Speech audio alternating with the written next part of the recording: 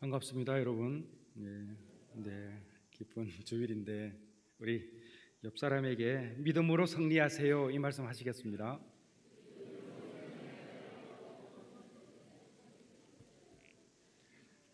네, 너무 좋습니다. 제가 평소에 가끔 뵙는 어른이 계십니다. 자, 이분은 괴짜 목사, 시골 목사라고 불리는 임낙경 목사님입니다. 목사님께서 쓰신 책이 있는데 그 중에 한 권이 홍성사에서 나온 우리 영성가 이야기라는 책입니다. 이미 그 책을 보신 분들도 있겠지만 제가 그 서문에 있는 내용 중에 일부를 잠시 인용해 보겠습니다. 사실은 제가 이 글을 인용하는 이유는 이판과 사판이라는 이 단어를 이렇게 적합하게 좀 대체할 그 문구를 아직 제가 찾지 못해서 인용하는 것이니까 한번 들어보시길 바랍니다. 임낙경 목사님이 쓰신 글입니다. 성녀들 중에는 이판성이 있고 사판성이 있다. 이판은 수도성으로서 정해진 사람이 없다. 굴을 찾기도 하고 바위 틈을 찾아다니며 기도와 수행에 열중한다. 사판은 큰 절 지키고 포교하고 불자들 교육과 상담, 생활까지 도움을 준다. 이판은 사판을 비난한다. 세속을 버리고 출가했으면 수도에 전념해야지 다시 세속으로 돌아가 세인들보다 더 잘 살고 사판 세계를 즐기는가. 사판은 이판을 비웃는다. 우리가 없으면 포교는 누가 하고 부처의 가르침을 누가 맡고 사찰은 누가 지켜 나가겠는가. 천주교에서는 이판과 사판이 처음부터 분리되어 있다. 수사와 수녀는 이판이고 신부들은 사판이다. 목사들도 사판이다. 그러나 가끔씩 목회자나 평신도들 중에 이판처럼 살아가는 이가 있으며 그 시대에 존경을 받는다. 훌륭한 이판도 있고 훌륭한 사판도 있다. 너무나 이판처럼 살면 사판은 이단이라 하고 시대를 앞선 생각을 가지고 살아도 그 시대는 비난을 한다. 이판과 사판이 서로 비난하고 비판합니다. 그래서 이들이 모여서 하는 회의가 있습니다. 그 회의의 이름을 공사라고 부릅니다. 그래서 우리나라 말에 이판, 사판, 공사판, 이게 여기서 나온 이야기입니다. 저는 임낙경 목사님의 책을 통해서도 이 이야기를 들었지만 사실 임낙경 목사님은 저와 멀리 있지 않습니다. 가끔 뵙기도 하고 또 제가 한국의 영성에 대해서 좀 관심이 좀 있기 때문에 이 부분에 대해서는 좀 깊이 있게 들어가 있는 부분이기도 합니다. 오늘 주제가 중독 공동체 복음인데 사실은 제가 서론으로 이 부분을 언급하는 이유가 있습니다. 여러분은 혹시 2판에 속하십니까? 4판에 속하십니까? 옆 사람 한번 보시겠어요? 이분이 2판인가 4판인가? 사실 본인은 본인을 잘 압니다. 저도 저를 돌아볼 때 저는 4판이죠. 그런데 저는 좀 2판에 가까운 4판입니다. 왜냐하면 이쪽에 관심이 좀 있기 때문에 그렇죠. 근데 이런 쪽에 관심이 있는 목사님들이 상당히 많습니다.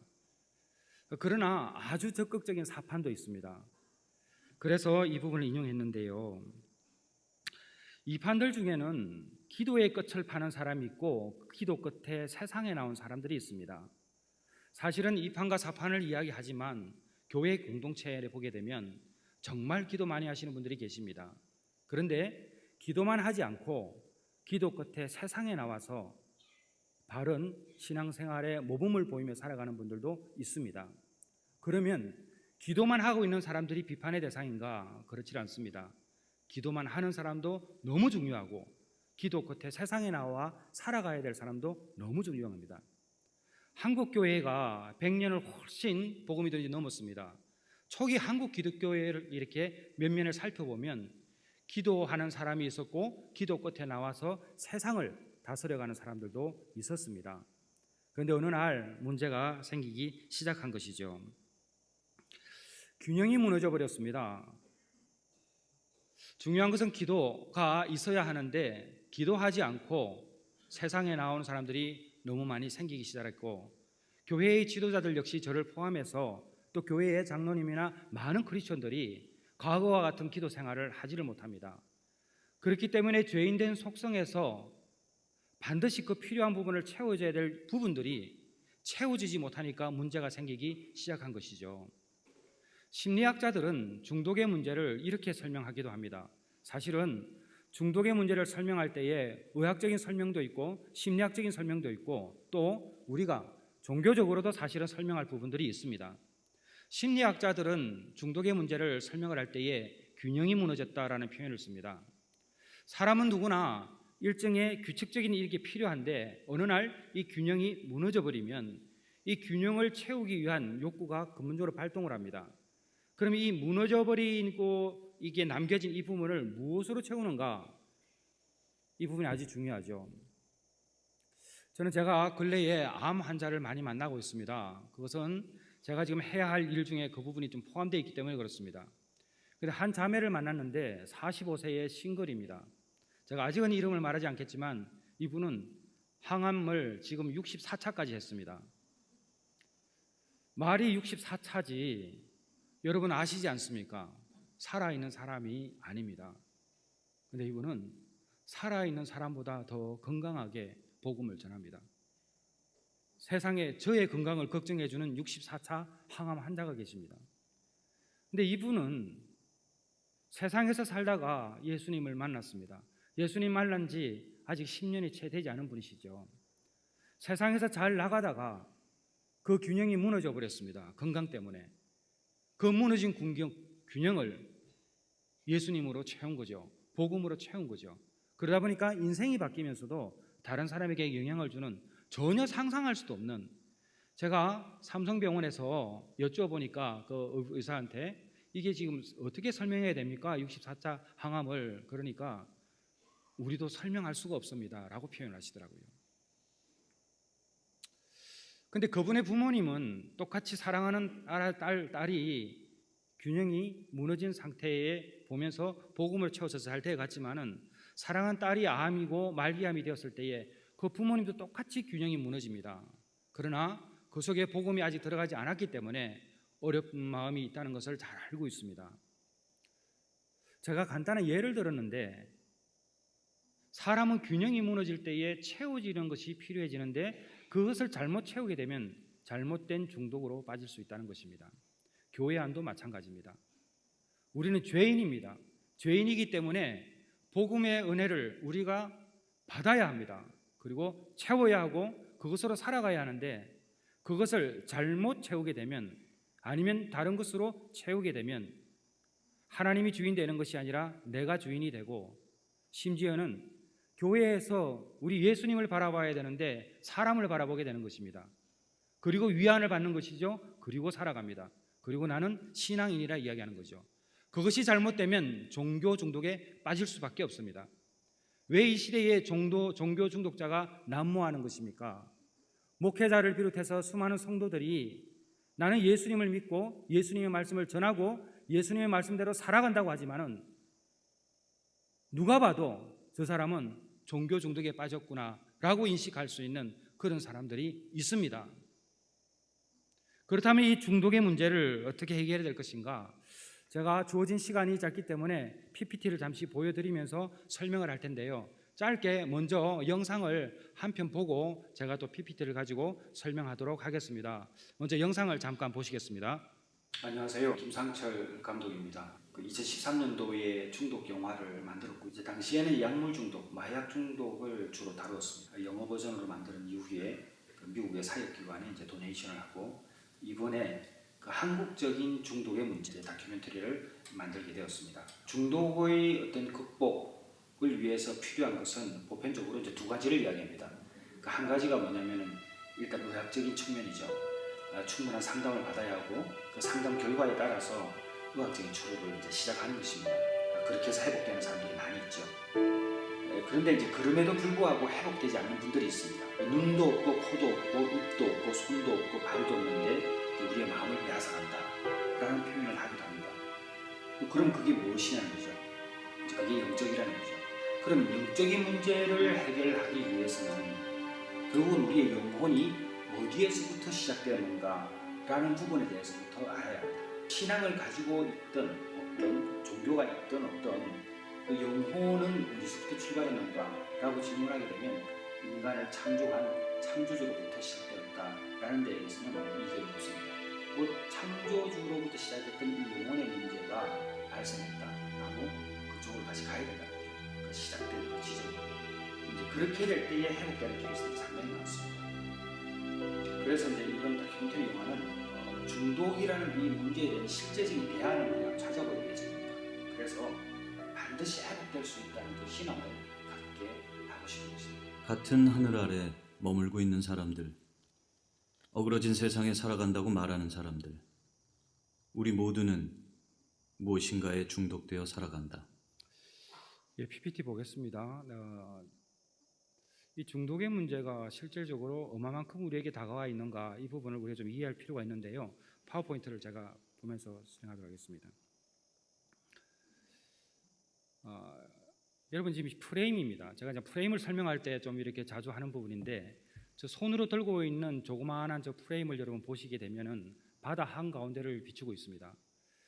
근데 그 프레임 옆으로 보게 되면은 초록색 원이 하나 있죠. 여러분 저 TV 화면을 전체로 보게 되면 여러분들은 그 초록색 원이 있다는 것을 알 수 있습니다. 그런데 시선을 좁혀서 손으로 들고 있는 받치고 있는 저 조그마한 프레임을 보게 되면 초록색이 보이질 않습니다. 문제는 우리가 어디를 보고 있는가에 따라서 존재하지만 못 보는 것들이 상당히 많이 있다는 사실입니다. 실상 우리는 많이 알고 있다고 생각을 하지만 모르는 것이 너무나 많습니다. 존재하지만 느끼지 못하는 것들이 있고요. 분명히 일어날 수 있는 일이지만 지금 당장 보이지 않기 때문에 그것을 간과할 때가 많이 있습니다. 너무나 신기하죠. 저는 며칠 전에 이제 수일 후에 제가 인도로 가야 되기 때문에 인도에 있는 한 선교사와 잠시 통화를 했습니다. 새벽 1시쯤에 이제 카카오톡으로 통화를 했는데, 저는 오늘 통화를 했는데 그분은 어제 전화를 받고 있더라고요. 4시간의 시차가 나기 때문에. 저는 그 시간에 과거와 통화를 하고 그분은 미래와 통화를 하고 있었습니다. 물론 그 시차라는 그 개념을 생각해 보면 순간적으로 동시에 일어나는 일들이지만 여하튼 우리가 볼 때엔 과거와 미래가 통화를 하고 있는 것이죠. 우리가 이 사실을 두고 조금 더 깊이 들어가 보면 아마 그 부분의 전문가들은 무엇인가 설명해 주실 것이 있을 것입니다. 중요한 것은 우리가 쉽게 흘려버리는 하나의 사건들이 그냥 주어지는 사건들은 아니라는 사실입니다. 중독의 문제가 그렇습니다. 지금 나와 연관없다 생각하지만 그렇지 않습니다. 제럴드 메이라는 미국의 정신과 의사가 있습니다. 이분은 크리스천입니다. 이분이 이런 말씀을 하셨어요. 모든 사람의 95%는 무엇인가에 중독되어 있고 나머지 5%만이 중독되어 있지 않다. 사실 이분이 쓴 중독과 은혜라는 책은, 은혜와 중독이라는 책은 이 분야에 관심 있는 분들은 꼭 읽어야 될 책이죠. 그런데 이분이 한 말씀 더 하셨어요. 자기는 평생 그 나머지 5%를 만나본 일이 없다. 그럼 뭐죠? 100% 사람은 마약, 알코올, 도박, 게임, 인터넷, 성, 일, 쇼핑, 수많은 중독 가운데 하나는 매몰되어 있다는 것이 있는 것입니다. 심지어는 종교 중독까지. 여러분은 어디에 중독되어 있습니까? 사실 저도 중독되어 있습니다. 제가 언젠가 여기서 한번 말씀드린 것 같은데 심각한 일 중독입니다. 이렇게 중독되어 살아가는 사람들은 이야기합니다. 다른 사람은 중독될 수 있으나 나는 아니라고 말하고 있습니다. 언제든지 스탑할 수 있다고 그러는 거죠. 지금 마약 문제가 심각합니다. 마약 문제는 또 이곳에도 전문가가 계시겠지만은 첫 번째, 두 번째, 세 번째까지는 처음 시작하면 그거 고칠 수 있어요. 바꿀 수 있습니다. 그런데 그 이상 넘어가면 어렵다고 말하는 것이 대부분의 전문가들의 이야기입니다. 나는 언제든지 스탑할 수 있다고 생각하지만 전혀 그렇게 할 수 없습니다. 이미 무엇인가에 중독되어 있는 사람은 아무리 자신이 의지적으로 결단해도 그러기가 어렵다는 사실입니다. 지금 일어나고 있는 일들을 우리가 생각해 보면은 간단히 보면 지하철에서 있는 일들, 열심히들 보고 있는데 과거에는 저러질 않았습니다. 정말 오프라인으로 책도 많이 보고 여러 가지 어떤 생각들도 하고 그랬습니다. 지금은 저렇습니다.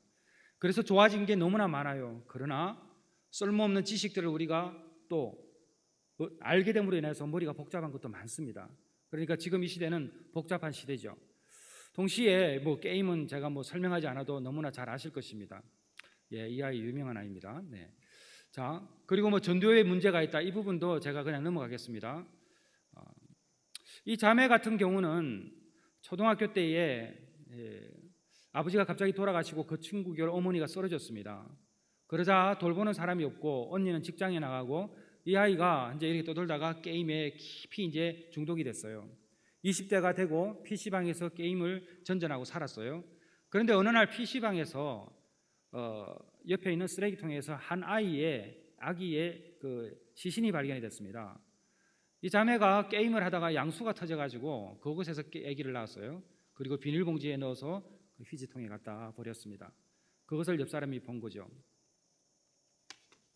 도박, 술, 뭐 이런 것들, 그 다음에 성, 이런 문제들이 너무나 심각한 게 우리나라입니다. 아마 여기에 계신 분들 잘 아실 것입니다. 우리나라가 지금 어디로 가고 있는지. 중독의 현황이 제가 2014년도에 국회에서 있었던 일이 있었습니다. 중독 없는 대한민국 만들기라는 프로젝트였고 그때 한국 교계가 이 부분에 대해서 깊이 있게 관여할 때입니다. 당시에 4대 중독이라고 할 수 있는 마약, 알코올, 도박, 게임 이것이 300만이었습니다. 그 나머지 중독까지 다 포함하면은 뭐 음란, 성형, 일, 쇼핑 등 다양한 중독을 다 포함하면 800만이었습니다. 그러면 제가 알코올 중독에 빠져 있으면 제 아들은 고통에 빠집니다. 제 아들이 게임 중독에 있으면 저 역시 힘들 것입니다. 그러므로 중독의 문제는 개인의 문제가 아니라 가족의 문제이죠. 중첩되는 중독을 포함한다 할지라도 곱하기 4를 하게 되면 300만만 따져도 1200만이 중독 때문에 고통스러워하고 있습니다. 2009년도 가을에 우엑 국제총재를 지냈던 에반 데이비스 선교사를 호주 애들레이드에서 만났습니다. 그때 에반 선교사님이 저에게 말씀하셨어요. 패스터 김, 내가 평생을 선교지에서 태어나서 안 가본 선교지가 없고 내 아버지도 시티 스터드 후임으로 아프리카에서 선교했던 아이버 데이비스였거든요. 그 아버지와 함께 있으면서 아버지가 은퇴하고 자기가 또 선교사가 됐으니까 그분이 제가 만났을 때는 70세였고 은퇴를 하셨습니다. 호주에서 웩 100년사를 쓰고 있을 때였죠. 그때 웩 100년사를 쓰면서 기도를 하는데 기도할 때마다 하나님께서 주시는 감동이 있다는 거예요. 그게 뭐냐면 향후 4, 5년 내에 전 세계의 전도와 선교의 핵심 키워드가 하나 있을 것인데 그것이 어딕션이라는 거예요. 이 중독의 문제가 이토록 교회에 심각하게 벌어질 텐데 당신이 좀 해보면 어떻겠느냐. 그때 저 관심 없었죠. 중독은 남의 일이었으니까. 이 중독이 우리나라에 이렇게 만연하고 교회가 이 부분에 관심을 가지고 남들이 가지 않는 곳에서 우리가 가고 남들이 돌보지 않는 사람을 돌보는 것은 예수님을 닮은 사람이면 반드시 해야 되죠. 서울역에 적지 않은 숫자의 노숙자들이 있고 그 노숙자들의 상당수는 알코올 중독자입니다. 1년 전만 하더라도 2, 3년 내에 그들을 정상적인 가정 내로 아니면 공동체로 데려오지 않으면 영원히 그곳에 있게 됩니다. 그러더라고요. 근데 얼마 전에 만났을 때는 6개월 이내에 이 일이 이루어지지 않으면 이분들을 다시 돌이키기가 어렵다는 거예요. 그런데 노숙자들이 만약에 한 분이 교회에 와서 문을 두드리며 서 있을 때에 돈 10,000원을 주고 돌려보낼 수는 있어도 먹여주고 재워주고 씻겨주면서 교회 공동체 일원으로 받아들이는 것은 어렵습니다. 자, 그러면 이 어려운 것이 우리가 사랑이었기 때문에 그럴까요? 그렇게 말할 수도 있습니다. 그런데 한편으로는 이해할 수 있습니다. 중독은 3가지 특징이 있습니다. 하나는 솔직히 말씀드리면 더럽습니다. 우리가 알코올 중독자들 옆에 이렇게 보면 냄새 많이 납니다. 그리고 씻지 못해가지고 그 쩌던 때가 있습니다. 그래서 예배당에서 예배를 드리면 옆에 가기가 쉽지 않습니다. 저 역시 중독자들과 예배 드릴 때의 한때의 기도 제목은 하나님 이 냄새 좀 좋게 해주세요라는 기도를 한때가 있었습니다. 그분이 만약에 한 분만 저 뒤에 앉아 있어도 냄새가 다 퍼지죠. 게임 중독에 빠져있는 아이들 잘 씻질 않습니다. 그분들이 들을 때는 좀 어떨지 몰라도 사실 그렇습니다. 2번째, 위험합니다. 돌출 행동이 일어나죠. 그러니까 교회 공동체에서 갑자기 무슨 일이 날 줄 모릅니다. 그리고 3번째, 언제 회복될지를 모릅니다. 그렇기 때문에 교회가 쉽게 이 일을 못하는 거죠. 사실은 이 중독의 문제는 남의 문제가 아니라 실상은 교회의 문제이기도 합니다. 왜냐? 우리가 마땅히 해야 될 일이고, 앞서 에반 데이비스 선교사가 저에게 말씀했듯이 전도와 선교의 핵심 키워드거든요. 저는 첫 사역이 전도 전임 사역이었습니다. 그래서 아파트에 참 많이 들어가 봤습니다. 요즘은 이제 그러지 않기 때문에 상황이 어땠는지 몰라도 제가 도적같이 생기진 않아도 문 잘 열어줬습니다. 그래서 들어가 보면 커튼 문을 닫고 살아가는 사람이 정말 많았습니다. 그분에게 이렇게 복음을 전하고 교회를 초청한 이후에 나올 때에 정말 어떤 생각을 제가 했었는가? 세상에 이렇게 살아가는 사람이 이렇게 많구나. 그때 전도 많이 해야지 생각을 많이 했죠. 근데 지금은 그때보다 더합니다. 자, 포인트 책 잠깐 띄워주시면, 네, 지금은 더 나빠졌습니다. 지금 이제 잠깐 보시면 저 정도로 돼 있고요. 한인들의 문제도 예외가 없습니다. 미국 사회에 살고 있는 한인들의 문제 심각합니다. 몇 해도 아닙니다. 불과 작년에 10대 청소년 한 10여 명이 모여서 필라에서 약을 많이 했습니다. 소위 짬뽕을 했습니다. 근데 부모님들은 모르죠. 우리 아이 딱 한 번 한 것 같아요. 천만에요. 필로폰과 뭐 이렇게 뭐 코케인 뭐 이런 거 한 거 딱 보게 되면은 대충 그 정도 가면은 몇 번 한 걸 알 수 있습니다. 심각한데 부모님들은 잘 모르죠. 자, 이처럼 중독은 큰 문제에 직면해 있고 사실은 우리나라만의 문제는 아닙니다. 제가 이 중독 문제를 연구하고 나름대로 이렇게 좀 알려야 되겠다 생각을 하면서 가본 나라가 스페인, 인도, 영국, 그다음에 미국, 일본, 러시아, 사실 웬만한 나라는 다 가보고 그들의 중독자들과 함께 있으면서 조사한 자료들이 있고, 또 가장 세계에서 이 중독의 문제를 적극적으로 해결한 분도 만나볼 수 있었습니다. 여기는 스페인입니다. 마드리드인데요. 이곳에서 이 알렉산드라라는 여자가 여기에 있었습니다. 알코올 중독자고 약물 중독자이죠. 10대까지만 해도 아주 건강하게 자랐던 소녀였습니다. 이 자매가 여기서 구출되어 가지고 3개월 후에 이렇게 바뀌었습니다. 똑같은 사람인데 이렇게 바뀐 것이죠. 여러분, 중독은 사람을 정말 사람답지 않게 만들어준 겁니다. 저는 인도에서 찍었던 사진입니다. 저 소년도 머리에 하얀 부분이 있는데 그 속에 구데기가 있었습니다. 그런데 저렇게 살아갑니다. 사실 기독교의 가치는요, 우리만 잘 되는 것이 아니라 사실 인류의 문제를 담는 것이죠. 우리가 그래도 존경하는 가나안 농군학교 설립자였던 김용기 장로님은요, 항상 이야기할 때 인류의 문제를 이야기하셨습니다. 여러분은 어떻습니까? 여러분이 보고 계신 그 프레임으로 보게 되면 인류의 문제가 보이십니까? 만약에 그 문제를 보고 있다고 그러면 정말 여러분들은 남들과 다른 고민을 하며 살아갈 것입니다. 이 문제를 해결하기 위하여 수많은 사람들이 노력을 합니다. 그리고 이 중독에 빠진 사람들이 문제가 무엇일까를 고민하고 연구하죠. 중독에 빠지면 하나님과 나와의 관계가 단절됩니다.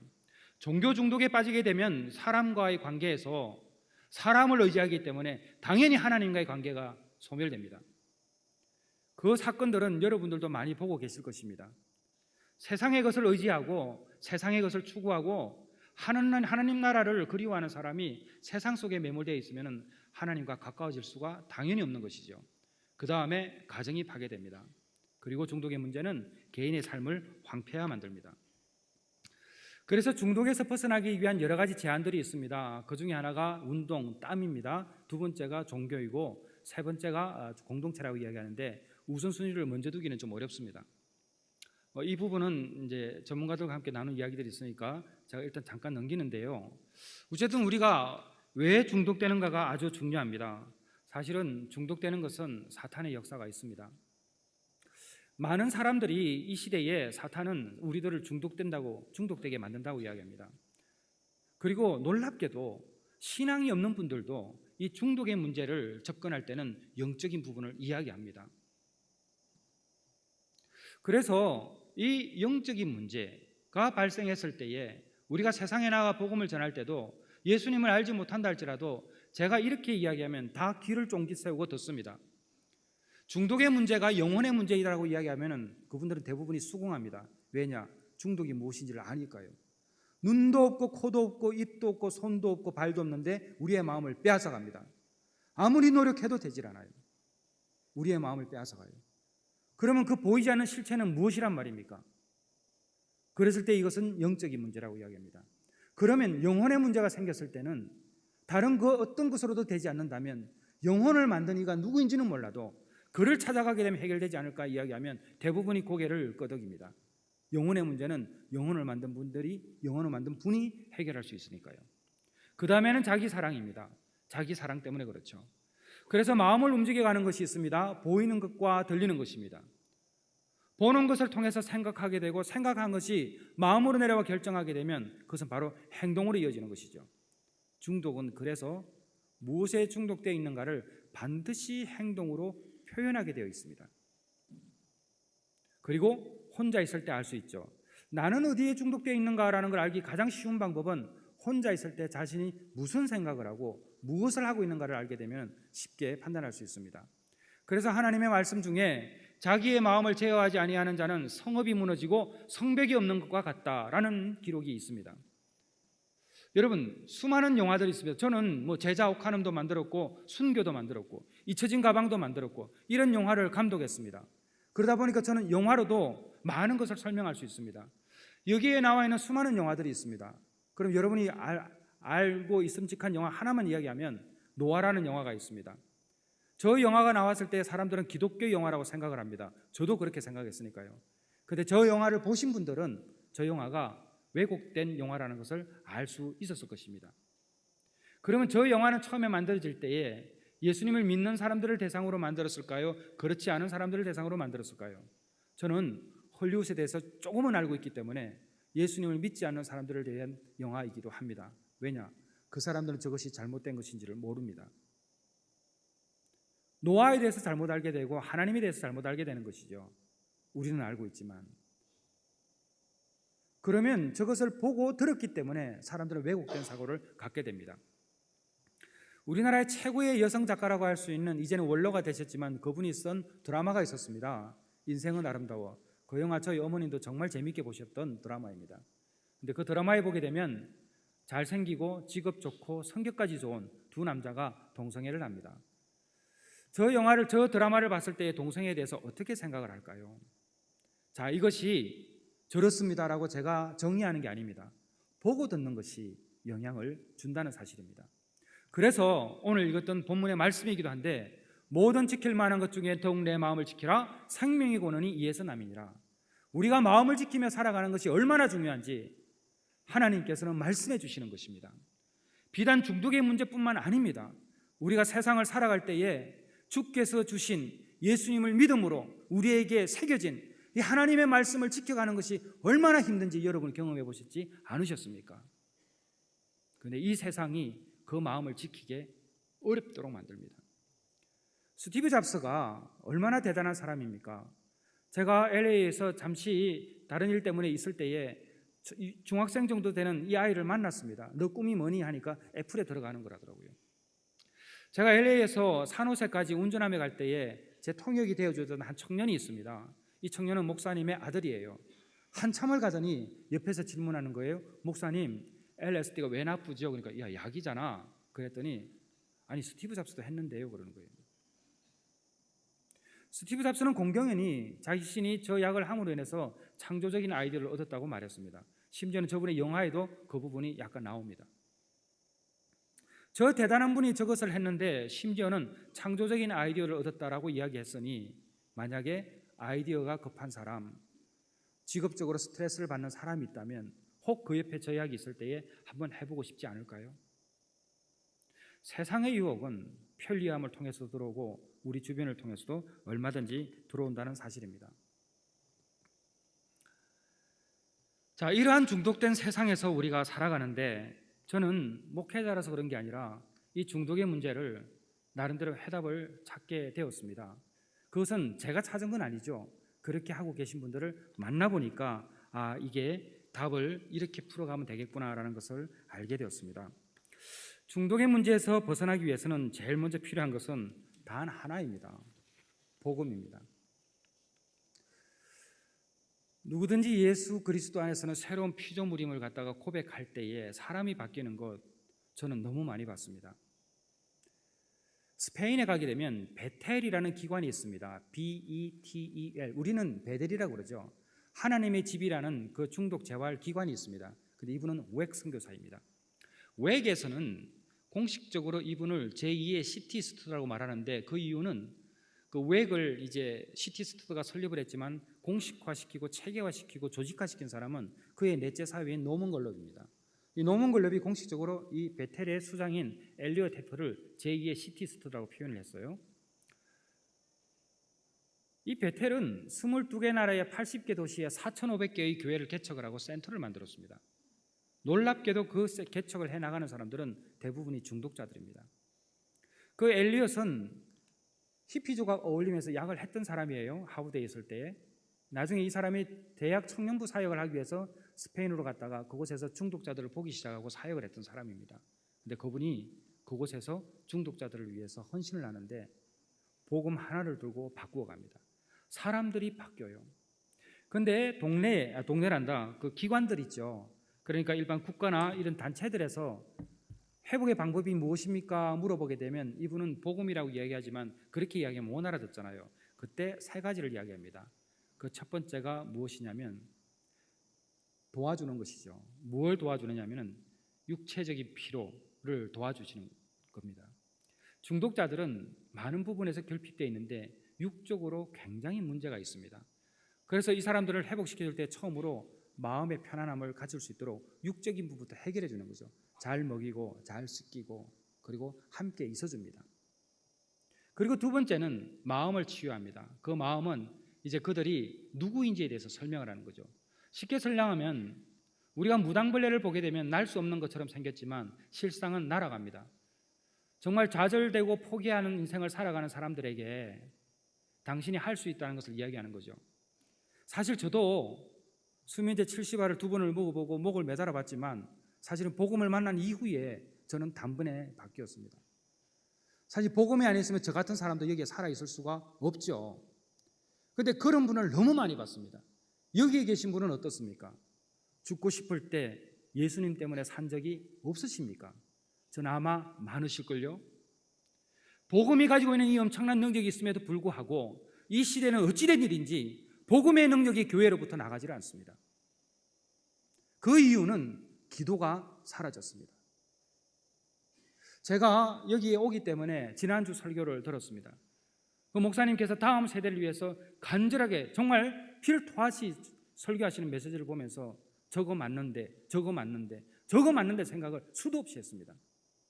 그런데 우리가 보고 있는 프레임은 그것을 보지 못하고 자신이 보고 있는 것만 보고 있기 때문에 복음의 능력을 내가 부족해서 하나님 일이 제한받는다는 것을 알지 못하고 있습니다. 그것은 이 한국교회가 가지고 있는 가장 큰 문제 중에 하나입니다. 사랑하는 성도 여러분, 중독의 문제는 시대의 문제이고 어쩌면 여러분들도 지금 종교 중독에 빠져 있는 사람들과 싸우고 있는 분들일 수도 있습니다. 어쩌면 여기에도 종교 중독에 빠져 있는 분들이 있을 수 있고 저 역시 어쩌면 설교를 하고 있지만 한쪽에 매몰되어 살아가고 있는 사람일 수가 있습니다. 그런데 그럴 때일수록 우리에게 필요한 것은 복음입니다. 오직 복음만이 우리를 변화시킬 수 있고 이 주변을 변화시킬 수 있고 세상을 변화시킵니다. 그런데 그 증거는 차고도 넘칩니다. 우리보다 얼마나 뛰어난 사람들이 복음 하나 붙들고 사람들이 갈 수 없는 곳으로 흩어졌으며 도저히 싸울 수 없는 환경임에도 불구하고 그 복음 때문에 싸운 사람들이 수도 없이 많습니다. 그리고 그 싸울 수 있는 공간은 어딘가? 바로 공동체입니다. 이판과 사판이 존재하는 곳, 기도의 끝을 파는 사람이 있고 기도 끝에 세상에 나온 사람들이 모두가 공동체에 골고루 분포되어 있어야 합니다. 기도만 해서도 안 되고 기도하고 세상에 나와야 됩니다. 세상에 나오기만 하면 안 됩니다. 기도하는 사람이 있어야 됩니다. 그 균형이 딱 이루어지게 되면 그 교회는 힘이 있습니다. 최소한 사랑의 교회는 그런 교회임을 저는 자료를 통해서 정언을 통해서 증거를 통해서 확인했었습니다. 근데 그 흔적은 저는 지금도 남아있음을 믿습니다. 그러므로 세상이 악한 원수가 우리를 다양한 중독으로 유혹하며 우리의 균형을 무너뜨릴 때에 주 예수 그리스도 이름과 성령의 권능으로 물리치며 복음으로 채워야 합니다. 그 채워진 복음이 그동안 살아온 내 삶을 통해서 또 다른 방법으로 세상으로 전거되는 것입니다.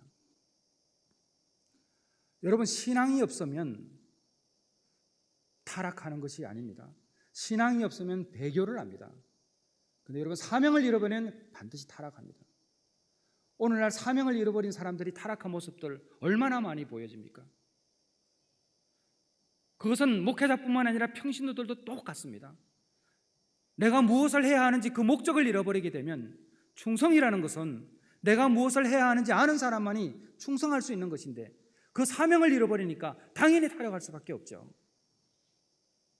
오카능 목사님께서 그 비교의 대상을 초대교회 성도와 바울을 삼으셨습니다.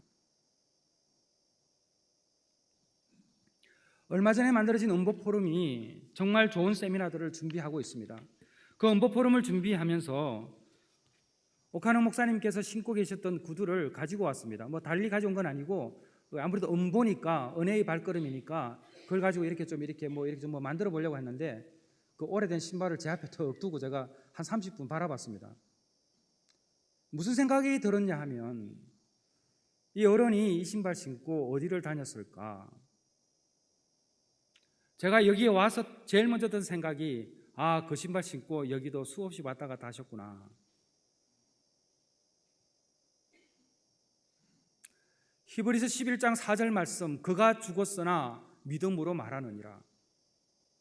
사람은 죽고 사라질 수 있으나 그 믿음은 여전히 이야기하고 있습니다. 여기에 계신 우리 여러분과 저는 언젠가는 사라지겠죠. 근데 사라지고 난 이후에 우리의 믿음은 누군가에게는 기억될 것이고 반드시 기억되는 것은 우리 하나님이십니다. 여러분, 저를 포함해서 우리 모두는 예수님 잘 믿어야 합니다.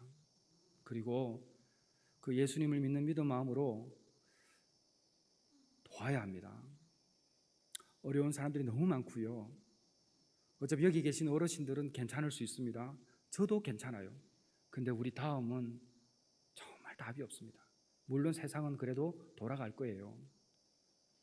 우리가 세상은 바꿀 수 없습니다. 정리해 보겠습니다. 제가 얼마 전에 제가 영화 감독을 하니까 여러 사람들을 알게 되죠. 그러다 보니까 이렇게 좀 만나는 분들도 있고, 근데 그러다가 이제 미국에서 저한테 연락이 왔어요. 목사님, 저 여기 무슨 방송이 하나 나가는데 한번 봐주세요 그러더라고요. 근데 그 방송이 뭐냐면 하여튼 방송인데 그 차인표 씨하고 신혜라 씨가 입양을 했습니다. 그래서 입양한 분들이 모여서 이렇게 이제 교제를 하는 그런 이제 방송이 TV에서 나왔어요. 그래서 그 TV를 이제 보게 됐습니다. 봤는데 제가 그것을 보고 제가 제 사역을 어떻게 해야 될 것인가에 대한 이런 걸 제가 얻게 됐어요. 왜냐하면 제자옥 카논을 만들고 제가 언젠가 여기 설교할 때 말씀을 드렸죠. 정말 저분이 제자옥 카논을 보고 바뀌어야 되는데 생각을 했는데 그분이 4번인가 5번을 보고 하는 말이, 어떻게 오카논 목사님이 나하고 똑같노 얘기하시더라고요. 제가 그걸 들으면서 참말로 큰일 났다 이거. 저걸 보고 어떻게 배울 생각은 안 하시고 어떻게 나하고 똑같노 하니까 이게 답이 없는 거예요 이게. 근데 이 영화를 보면 정말 봐야 될 분들이 보셔야 되는데 잘하고 계신 안 봐도 되시는 분들이 보고 더 회개하는 거예요. 제가 답답할까요? 안 답답할까요? 그래서 제가 이제 코스타 가가지고 밴쿠버에서 아침에 잠시 거니는데 하도 답답하니까 그때 이제 제 마음에 들렸던 주의 음성이었어요. 야, 달리는 말을 봐 그러는 거예요. 채찍질은 달리는 말에게 하는 거지 서 있는 말에게 하지 않아. 서 있는 말에게 채찍질하면 말이 다치고 사람이 다쳐. 근데 달리는 말에게 채찍질하면 더 빨리 달려. 달란트가 왜 하나고 5개겠니? 제 마음에 들린 거예요. 그래서 그래도 제가 만드는 영화는 잘하는 분 보는 영화구나. 그때 좀 위로를 받았어요. 근데 더 큰 위로가 사실은 있었어요. 그 방송을 보는데 한 분이 7명을 입양을 했대요. 그 7명을 입양을 했는데 이 남자가 7명을 입양을 하고 돌아가셨어요. 근데 그 어머니하고 그 입양된 아이들이 잠깐 나와서 이야기를 하는데 이런 이야기를 하는 거예요. 제가 정확한 워딩은 모르지만 비슷한 거예요. 물었대요. 그 아버지에게 당신이 이렇게 한다고 세상이 바뀌느냐고. 그때 그 아버지가 이야기했답니다. 안 바뀐다고. 그 아들이 질문한 거예요. 그 입양된 아이가 이렇게 한다고 아버지가 이렇게 하신다고 세상이 바뀌냐고. 그때 그분이 돌아가시기 전에 한 말씀이 뭐냐? 세상은 안 바뀌어. 그런데 너의 세상은 바뀌지 않았니? 저 많이 울었습니다. 여러분, 우리가 지금 하고 있는 모든 일들이 어떻게 세상을 바꾸겠습니까? 세상을 바꾸는 것은 모르겠어요, 저는.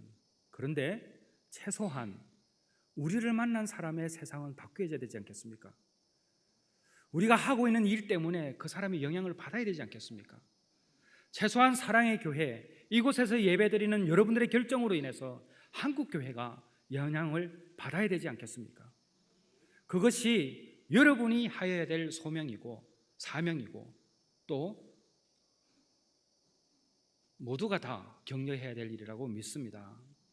세상은 중독되어 있습니다, 여러분. 이 중독된 세상에 우리가 어떻게 살아야 될까요? 오직 예수님밖에 없습니다. 오직 예수님만 찬양하고 예수님께 의지하고 믿음